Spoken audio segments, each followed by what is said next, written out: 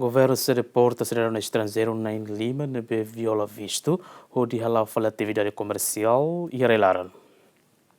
E a terceira, serviço de migração, lehus equipa serviço operação, halau atividade de operação, a rotina, não consegue assegurar cidadão estrangeiro em Lima, também usa visto turista, onde halau fala atividade comercial e a área rudilaram. E a operação na equipa serviço de migração, haré liuba passaporte, não violação visto, também ter sistemas estão fronteira nien detecta kata, cidadão hirak ne visto mateona, no na equipa serviço halau plano operação, onde buka tuir tohetan e a área de oeste nien. Bacaso o ministro do Interior Francisco da Costa informa, o governo se for sanção no deporta cidadão estrangeiro Sira, nebe utiliza visto turista lá fala atividade comercial e relaram. Automaticamente ele tem que ter sanção também, né? Siramos viola procedimentos e então tem que foi sanção a sortira.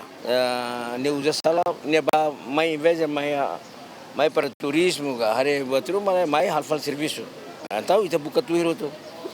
Ne tama pronto, ita agora buka para tem que tauloso buat sini hotel fat. Facilita lá nia mais visto turista ne nia karak mais maiona. Ita la facilita emrumah na, emrumah la facilita emira. Se nia anis ita buat kon hakarak ba Indonesia mus kon ita buat apa na. Lá de vir facilita ita buat. Ita deporta fila hotu. Para depois for sanção basir kata durante tina sanulu sir label maiona tina rain tambah sir usa sala visto. Ina ne ba korita ita aplica basir ne.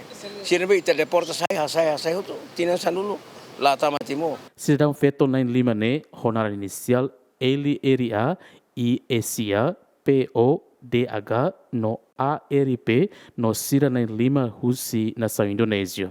Equipa cobertura GMN.